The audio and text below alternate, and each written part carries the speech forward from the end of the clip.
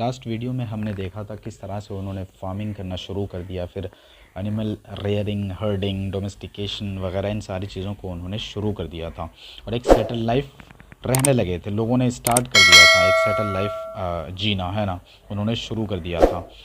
तो आज हम देखेंगे first farmers and herders and कहाँ कहाँ कौन कौन से साइट्स में हमें इनके एविडेंसेस मिले हैं, हम उनको देखेंगे, है ना। तो जल्दी से एक बार रिकैप करते हैं हमने क्या क्या पढ़ा था। देखो, लोग जो है पहले क्या करते थे, घुमक्कड़ थे, है ना। Nomadic life was practised.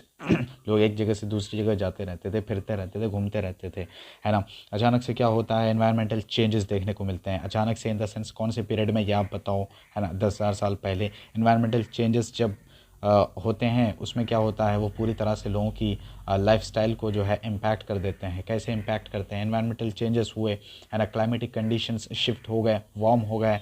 जब क्लाइमेटिक कंडीशंस वार्म हो गए तो उससे पहले कौन से क्लाइमेटिक कंडीशंस थे, कोल्ड थे या फिर आइस एज थी, ग्लेशियल एज थी। अब जब क्लाइमेटिक कंडीशंस वार्म हो गए तो ग्लेशियर्स मेल्ट होने लगे, ग्लेशियर्स मेल्ट होने लगे, प्लेन्स नज़र आए, प्लेन्स बने, ग्रासलैंड्स ग्रो हुए, ग्रासलैंड्स डेवलप हुए, एनिमल्स का नंबर इंक्रीज़ हुआ, है ना। तो इस तरह से लोगों ने फिर क्या किया, फिर जानवरों को ऑब्ज़र्व करना शुरू कर दिया। हाँ, फिर जब ग्रासलैंड्स ग्रो हुए तो उन्हीं ग्रासलैंड्स में नेचुरली कुछ ग्रेन बेयरिंग ग्रासेस भी ग्रो होने लगे। Grain bearing grasses like rice के ग्रासेस या फिर वीट या फिर बार्ले, तो इस तरह के जो दाने फिर निकल आने लगे। तो लोगों ने क्या किया, मैन, वेमेन, चिल्ड्रन, सब ने they started collecting this as food, है ना। और फिर उन्होंने इनको खाना शुरू कर दिया। फिर उन्होंने इनको ऑब्जर्व किया कि कौन से सीजन्स में ये ग्रो होते हैं, कौन से सीजन्स में राइपन होते हैं, फिर कब हम इनको काट सकते हैं, हार्वेस्ट कर सकते हैं। इस तरह से लोगों ने क्या किया, फार्मिंग को प्रैक्टिस करना स्टार्ट कर दिया। फिर इसी तरह से वो लोग जब फार्मिंग करना स्टार्ट करते हैं तो जानवरों से बहुत ज़्यादा काम ले सकते हैं, है ना। तो फिर उन्होंने जानवरों को भी ऑब्जर्व करके उनको भी डोमेस्टिकेट करना, रेयरिंग करना, हर्डिंग करना शुरू कर दिया। जानवरों का पालना भी उन्होंने शुरू कर दिया। तो ये थी हमारी लास्ट वीडियो की कहानी, है ना। अब देखते हैं फर्स्ट फार्मर्स एंड हर्डर्स। तो हमें जो है ना कुछ एविडेंसेस मिले हैं, वे people had started farming and herding, है ना। कुछ साइट्स ऐसे हैं जहाँ से हमें ये एविडेंसेस मिले हैं कि लोगों ने जो है फार्मिंग स्टार्ट कर दिया था, हर्डिंग वगैरह इन सारी चीज़ों को वो लोग स्टार्ट कर चुके थे। अब कुछ साइट्स जो हैं वो कौन से हैं, तो एक है मेहरगढ़, एक है बुरज़ाहोम, है ना। मेहरगढ़ देखोगे तो नॉर्थ वेस्ट में है, इधर, यानी ये इंडिया है तो इस साइड में नॉर्थ वेस्ट में, है ना। और फिर जो है बुरज़ाहोम देखोगे तो बुरज़ाहोम कहाँ है, ये प्रेजेंट डे कश्मीर, अभी मैप में देख लेंगे, डोंट वरी। तो बुरज़ाहोम कहाँ पे है, प्रेजेंट डे कश्मीर। ईस्ट में देखेंगे तो दाऊजली हर्डिंग, है ना। फिर जो है मणिपुर, साउथ में देखेंगे तो हल्लोर, ये कहाँ पे, कर्नाटका में। अब दाऊजली हर्डिंग की एक ख़ास बात जान लेते हैं। दाऊजली हर्डिंग में एक तरह का स्टोन मिला है। कैसा स्टोन है वो, उसको कहा जाता है जेडाइट, कहा जाता है, इसको चाइना से लाया गया, ठीक है। तो दाऊजली हर्डिंग, हाँ, ये बताना कि दाऊजली हर्डिंग कौन से स्टेट में है। मैप में दिखा दूंगा तो शायद आप समझ जाओगे कौन से स्टेट की बात कर रहे हैं, ठीक है। हाँ, एक ख़ास बात और ये है कि ये सारे के सारे साइट्स जो है ना, ध्यान रखना, ये सारे के सारे साइट्स कैसे हैं, न्योलिथिक साइट्स है। क्यों, हमने पढ़ा था न्योलिथिक पीरियड को, जब पढ़ा था हमने देखा था तो वहाँ हमने ये पढ़ा था कि न्योलिथिक पीरियड में जो है ना न्यू टाइप ऑफ सेटलमेंट्स हमें देखने को मिलते हैं, है ना। स्टोन्स हमें बिल्कुल डिफरेंट नज़र आते हैं पैलियोलिथिक, मेसोलिथिक पीरियड से। तो इसी वजह से ध्यान रखना, ये सारे के सारे साइट्स कैसे हैं, न्योलिथिक साइट्स हैं, राइट। तो कुछ ये साइट्स हैं जहाँ से हमें एविडेंसेस मिले हैं, काय के एविडेंसेस मिले हैं कि लोगों ने फार्मिंग करना शुरू कर दिया था, है ना। तो वो कौन कौन से साइट्स हैं, मेहरगढ़, बुरज़ाहोम, इधर दाऊजली हर्डिंग, मणिपुर, ये सारे आर्कियोलॉजिकल साइट्स हैं। अगर मैप में देखना चाहें तो देखो, ये है बुरज़ाहोम, प्रेजेंट डे कश्मीर, मेहरगढ़, दाऊजली हर्डिंग ये है ना। तो कुछ साइट्स हैं। अब how archaeologists discovered this sites, उन्होंने किस तरह से डिस्कवर किया, है ना, इनको, इन साइट्स को किस तरह से डिस्कवर किया, या उनको कैसे पता चला कि जब वो इन साइट्स पे पहुँचे तो उनको कैसे पता चला कि हमें जो है इन साइट्स के थ्रू ये जानने को मिलता है कि लोग जो है फार्मिंग स्टार्ट कर चुके थे। तो उनको पता कैसे चला, दे स्टडीड रिमेन्स, है ना, of plants, animals, bones, and they found also burned grain, है ना। तो साइट्स से उन्हें क्या मिला, साइड से उन्हें देखो प्लांट्स मिले, एनिमल्स के बोन्स मिले, है ना, और उन्हें क्या मिले, ये बर्न्ड ग्रेन भी मिले, जले हुए दाने भी उनको मिले हैं। तो इन्हीं से उनको जानकारी मिली क्या, कि हाँ इन साइट्स में हमें ये चीज़ें मिली हैं, है ना, और इनके थ्रू हमें जानने को मिलता है कि लोग जो है फार्मिंग करना स्टार्ट कर चुके थे, लोग जो है फार्मिंग प्रैक्टिस करना शुरू कर चुके थे, है ना।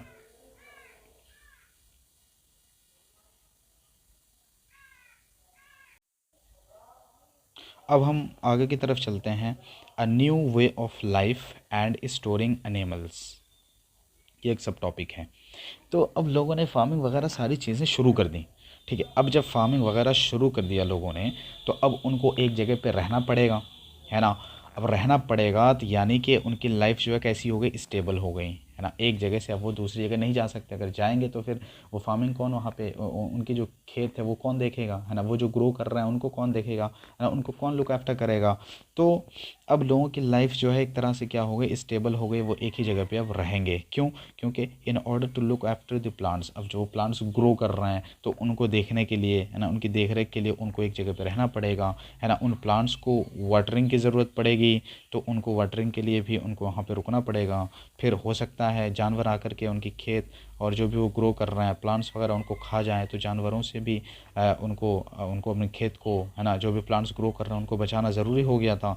तो इसी वजह से लोग फिर एक जगह पे रहने लगे, and finally they had to harvest, और फिर जब वो ग्रो हो जाए तो उनको हार्वेस्ट करना था, फिर उनको खाना था, है ना। तो इस तरह से लोगों की लाइफ जो है कैसी हो गई, स्टेबल हो गई। अब स्टेबल हो गई यानी कि वो अब एक सेटल लाइफ तो जी रहे हैं, है ना, अब सेटल लाइफ जीना शुरू कर रहे हैं वो, है। फिर क्या हुआ, फिर जब प्लांट्स वगैरह ग्रो हो गए, हार्वेस्टिंग वगैरह सारी चीज़ें उन्होंने कर ली, तो अब जो है वो ग्रेन्स को स्टोर भी तो करेंगे, है ना। अब ग्रेन्स को स्टोर करेंगे तो कहाँ करेंगे, तो अब ग्रेन को स्टोर करने के लिए people started making large clay pots and वो baskets, also dug pits into the grounds for storing the grains. उन्होंने क्या किया, लार्ज क्ले पॉट्स बनाना शुरू कर दिया, बास्केट्स बनानी शुरू कर दी, है ना, और उन्होंने पिट्स भी डिग करना शुरू कर दिया। पिट्स डग करना यानी कि ज़मीन के अंदर वो अपने ग्रेन्स को स्टोर करके रखते थे। तो ये सारी चीज़ें उन्होंने बनाना शुरू कर दी। ये देखो उन्होंने जो पिट्स बनाना शुरू किए, डिग करना, है ना, डिग करके उनको बनाते थे और यहाँ पे फिर अपने ग्रेन्स को स्टोर करके रखते थे। और ये फिर ये लार्ज क्ले पॉट्स जो उन्होंने बनाना शुरू किया था फॉर स्टोरिंग ग्रेन्स, तो ये फ़ोटोज़ हम देख सकते हैं, है ना। तो हुआ क्या, हुआ ये कि अब वो एक सेटल लाइफ जीने लगे, है ना। अब यानी कि उनकी लाइफ जो है स्टेबल होने लगी थी, क्योंकि वो एक जगह से दूसरी जगह जा नहीं सकते थे, उनको अपने प्लांट्स को लुक आफ्टर करना था, वाटरिंग करना था, जानवरों से अपने अपने जो प्लांट्स हैं उनको बचाना था, फिर उनको हार्वेस्ट करना था। जब हार्वेस्ट कर चुके हों तो फिर उनको ग्रेन्स को स्टोर भी करना था। अब ग्रेन्स को स्टोर करने के लिए उन्होंने लार्ज क्ले पॉट्स, बास्केट्स और जो है पिट्स वगैरह सारी चीज़ें बनानी शुरू कर दी, ठीक है।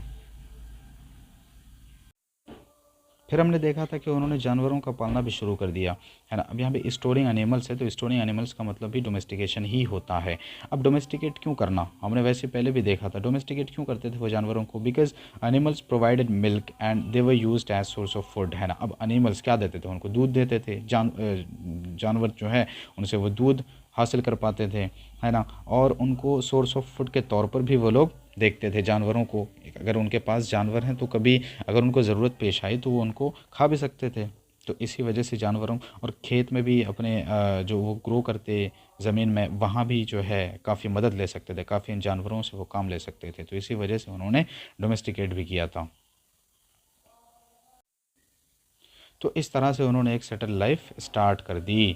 तो अर्लियर कैसे थे, वो हंटिंग किया करते थे, गैदरिंग किया करते थे, घूमते रहते थे, है ना, कंटिन्यूसली ऑन मूव, वो हमेशा एक जगह से दूसरी जगह जाते रहते थे। But when they started farming, है ना, they started living at one place and started living as settle life.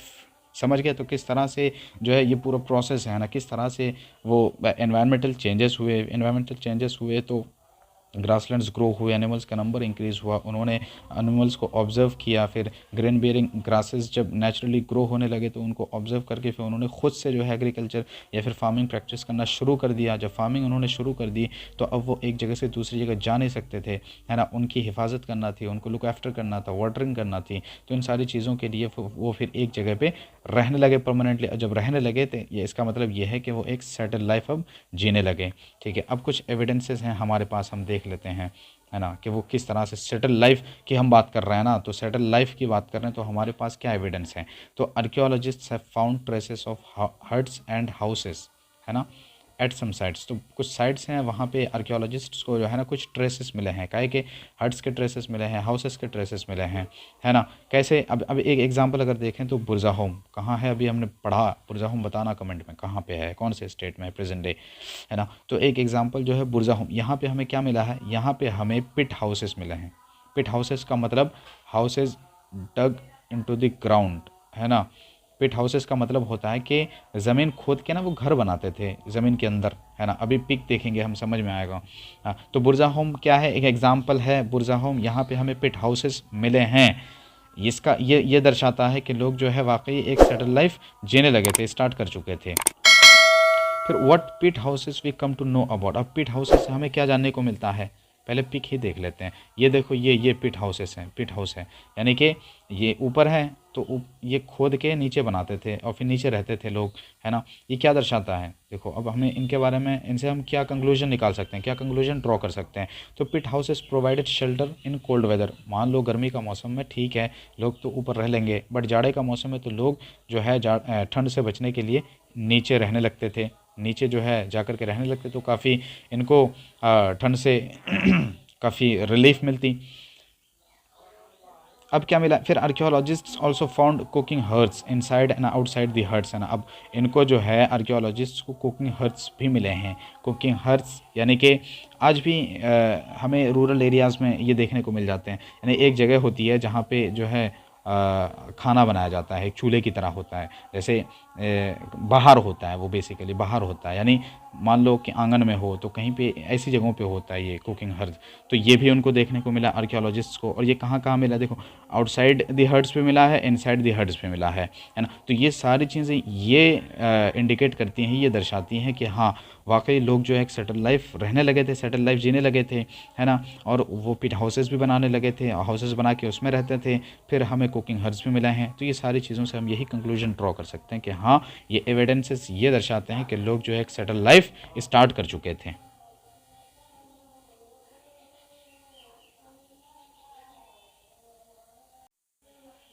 और एविडेंस क्या है, तो देखो स्टोन टूल्स भी हमें मिले हैं। स्टोन टूल्स भी कैसे मिले हैं, this tools are different from palaeolithic tools because this were neolithic tools which are polished, है ना। तो एक एविडेंस क्या मिले, एक एविडेंस क्या है हमारे पास, हमें जो है कुकिंग हर्ट्स मिले हैं inside and outside the hearths. और दूसरी एविडेंस क्या है, दूसरी एविडेंस हमारे पास ये है कि हमें जो है पिट हाउसेस मिले हैं, कहाँ पे, बुर्जा होम में। फिर एक और मज़ीद एविडेंस क्या है कि हमें स्टोन टूल्स मिले हैं। स्टोन टूल्स भी कैसे मिले हैं, ये पैलियोलिथिक टूल से अलग हैं, है ना। ये नियोलिथिक टूल्स हैं, नियोलिथिक टूल्स हैं यानी कि ये पॉलिश टूल्स हैं, इनका साइज़ भी काफ़ी स्मॉल होता है कंपैरेटिवली, ठीक है।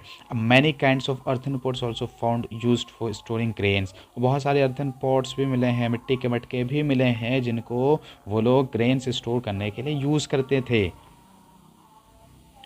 अब अगर न्योलिथिक स्टोन टूल्स की बात करें तो they used polished stones as tool they even polished them further to sharpen them. अब ये न्योलिथिक टूल्स की बात करें तो न्योलिथिक टूल्स कैसे होते थे, ये ना ये काफ़ी शार्प होते थे, है ना।